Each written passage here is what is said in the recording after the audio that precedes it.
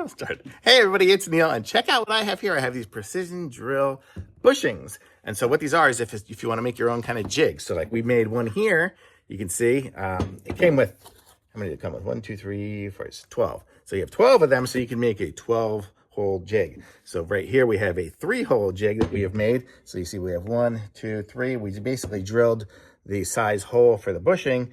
I didn't hammer them in all the way because we're just using them for temporarily use, but you get the idea. And then you have the right size drill bit for it, and it fits directly right into the size there. So you can, so if you clamp this down, if I drill this, right? I drilled my 3 holes, I can go and move it somewhere else, and then I can get the exact same drills in the same position. So it basically gives you a jig that you're able to build ahead of time and reuse over and over again. So if you have something where you need to do that, if you're doing cabinetry holes, or I guess that would be what I would use it for, is cabinetry, but anything, you know, that you need to repeat the same drill pattern, this will be it.